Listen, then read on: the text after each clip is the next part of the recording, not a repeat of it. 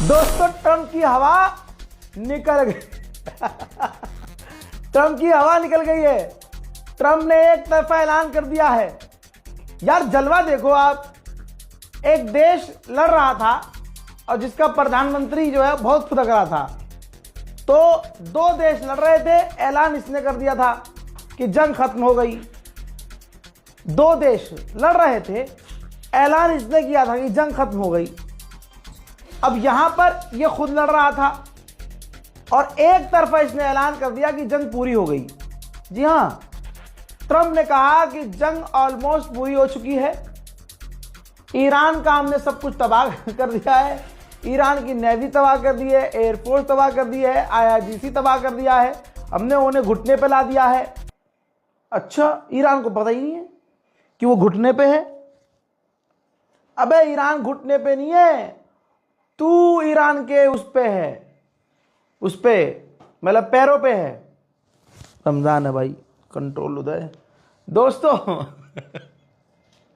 Sorry आगा, sorry थोड़ा मैं जज्बाती हो जाता हूं। खबर यह है कि व्लादिमीर पुतिन के पास भागा है डोनाल्ड ट्रंप, फोन किया है और कहा है कि मतलब बात चल रही है कि मैं ऐसे इंसान को जानता हूं जो सुप्रीम लीडर जो अब बना है, मुश्तबा खामनाई, जो मुझे पसंद नहीं है, उसका रिप्लेसमेंट है, वो उनसे बेहतर है। और हिंट दिया है डोनाल्ड ट्रंप ने कि जंग खत्म करवा दी जाए। यानी ट्रंप चुपके से पुतिन के पास गया है, फोन पर बात की और कहा है कि यार जंग खत्म करवाओ यार, बहुत मार रहा है भाई। डोनाल्ड ट्रंप शुरू से सोच रहा है एक तरफा, और वो एक तरफा कुछ उसका पूरा नहीं हो रहा है। अब उसने एक तरफा बात कही कि हम देख रहे हैं कि ईरान हर चीज पर फायर कर रहा है, अगर उसने ये चीज जारी रखी तो हम उसका, ईरान का ये हमला आखिरी बना देंगे और वो मुल्क उसका आखिरी हो जाएगा, यानी पूरा मुल्क मिटा देंगे। बड़ा लंबा चौड़ा स्टेटमेंट है, शॉर्ट में बता रहा हूं। आगे उन्होंने कहा कि हम सोच रहे हैं कि स्ट्रेट ऑफ हॉर्मुज पर काबू कर लिया जाए, पूरी तरह से कब्जा कर लिया जाए। लीजिए, रशिया ने खुद कंफर्म किया है, व्लादिमीर पुतिन ने खुद कंफर्म किया है कि डोनाल्ड ट्रंप ने मुझसे बात की है और जंग खत्म करने का प्रपोजल दिया है। अरे भिकमंगा पहुंच गया, ओ भिकमंगे। डोनाल्ड ट्रंप अंधभक्तों का फादरलैंड पहुंच गया, पुतिन के पास। जंग रुकवा दो यार। कैसा लगा जब स्ट्रेट ऑफ हॉर्मुज बंद था अभी तक? तो ये देखो, तेल के दाम $120 पर बैरल पहुंच चुके थे। ठीक, अब जब डोनाल्ड ट्रंप ने ऐलान किया और आगे यूरोप ने भी ऐलान किया कि जो हमारा तेल का भंडार है हम उसे खोल रहे हैं, तो फौरन जो तेल के भंडार की कीमत है, तेलों की कीमत है, वो तुरंत जो है धड़ाम से नीचे आई है। लेकिन ईरान ने पहले ही कह दिया था कि अगर ये तेल की कीमत कम हो भी रही है तो भंडार की वजह से हो रही है ना।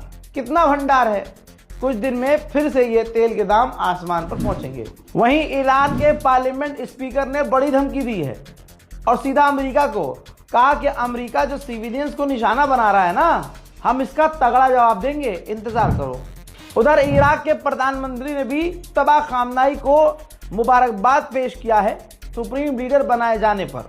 हजरात, इजराइल के हालात कितने बुरे हैं, कितने बुरे हैं। तमाम लोगों से गुजारिश है, शेयर कीजिए, कोई कॉपीराइट नहीं है वीडियो पर। आप इसको यूट्यूब पर डालिए, फेसबुक पर डालिए, कहीं भी डालिए, कोई कॉपीराइट नहीं है। बस सच्ची खबर दुनिया तक पहुंचनी चाहिए।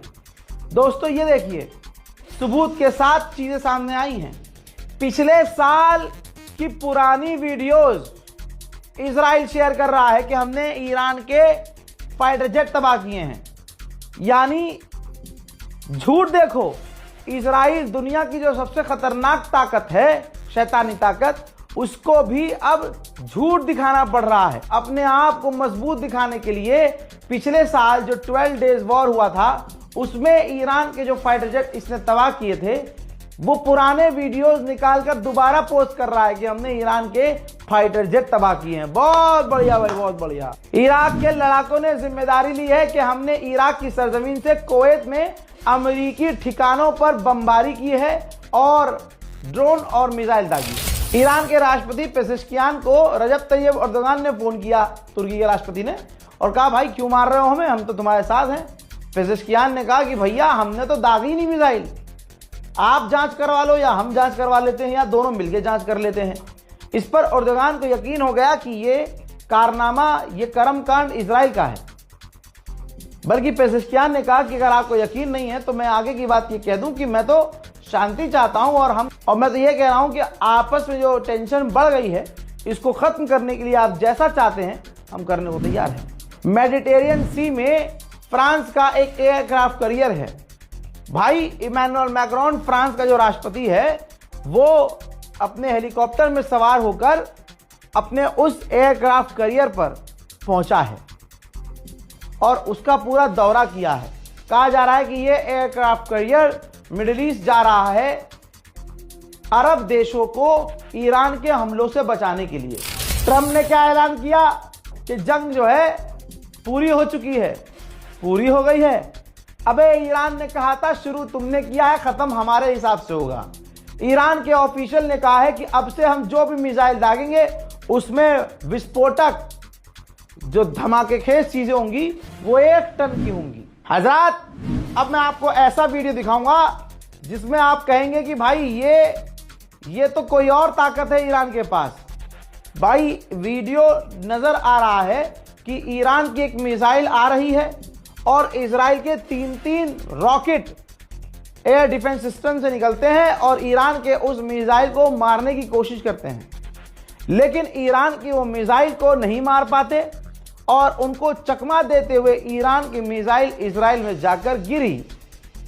तो दोस्तों, ये कौन सी ताकत ईरान का साथ दे रही है कि ईरान के हल्के फुल्के ड्रोन को भी अमेरिका इजराइल के डिफेंस सिस्टम नहीं रोक पा रहे हैं। भाई अमेरिका की ही मैगजीन है, अमेरिका की मैगजीन क्या छापा है, ऑपरेशन एपिक कंफ्यूजन, यानी डोनाल्ड ट्रंप को इस गुलाबी सुअर को पता ही नहीं है कि अब क्या करना है।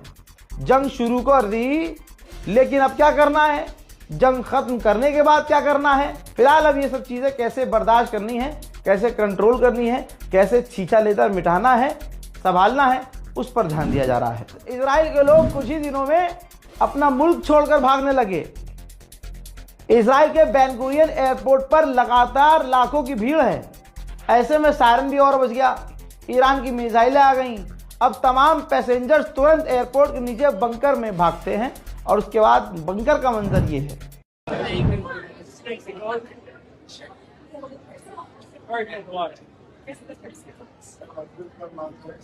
डोनाल्ड ट्रंप ऐलान कर रहा है कि जंग खत्म हो गई है, लेकिन ब्रिटेन में कुछ और चल रहा है। ब्रिटेन में फ्यूल टैंकों के करीब, गैस स्टेशन के करीब लंबी लंबी कतारें हैं, क्योंकि तेल और पेट्रोल डीजल के दाम तेजी से बढ़ रहे हैं। उधर सऊदी अरब ने किया ऐलान, जानकारी दी है कि हमने 3 ड्रोन्स को मार गिराया है जो ईरान के थे। हो, ईरान के विदेश मंत्री कह रहे हैं कि अभी हमारे पास और भी सरप्राइजेस हैं, हमारे पास स्टोरेज में बहुत सारी चीजें हैं, चिंता मत कीजिए, अभी जंग जारी रहेगी। भाई ईरान की फौज ने तो भाई साहब बम्बू लगा लिया है, सरसों का तेल और सांडे का तेल एक साथ लगाकर लट पकड़ रहे हैं। ये देख लीजिए, जो IRGC की ग्राउंड फौज है उसने कहा है कि हम इंतजार कर रहे हैं अमेरिका की फौज का। दोस्तों कमाल ही हो गया, ईरान बहुत खौफनाक लड़ रहा है और बहुत बुरी तरह से पीट रहा है। आप लोगों ने जो मेरी इज्जत रखी है, मैं आप लोगों का शुक्रिया अदा करूंगा कि 9 मार्च एक बार आवाज देने पर जिस एम्बेसी में, ईरान एम्बेसी में लोग जा नहीं रहे थे, मेरी मोहब्बत में लोग आए और आपने यकीन दिलाया कि आप मेरे हैं। हजरात, वहां पर हजारों लोग पहुंचे, हजारों लोगों ने कॉन्डोलेंस बुक में अपना शोक व्यक्त किया, घंटों वहां बिताया। हमारी मुलाकात खुद ईरान के एम्बेसडर से करवाई गई, ईरानियन ऑफिशियल से। वहां तमाम ईरान के ऑफिशियल्स को इस बात का एहसास हो गया कि ये कोई गोदी मीडिया का पत्रकार नहीं आया है जिसके पीछे कौम घूम रही है, जिसके पीछे मुसलमान सलाम कर रहा है, उसके गले लगना चाह रहा है। ईरान एम्बेसी की इंटेलिजेंस भी होती है भाई साहब, सारी जानकारी उनको मिल चुकी थी और यहां मैं बोल के भी नहीं गया था, बिना परमिशन, बिना आप टाइम लिए, अपॉइंटमेंट लिए किसी के एम्बेसडर से नहीं मिल सकते। लेकिन आप लोगों ने इतनी इज्जत दिलवाई, आप लोगों का प्यार, इतना प्यार आपने दिखाया कि ईरान के एम्बेसडर को मुझे वक्त देना भी पड़ा, जबकि मैंने मांगा नहीं था। वो बेचारे खुद आए, मिले, उन्होंने बहुत अच्छी अच्छी बातें समझाई जहां मेरा दिल और दिमाग कमजोर हुआ था। ईरान के एम्बेसडर की बातें सुनकर मेरा दिल और दिमाग काफी मजबूत हुआ।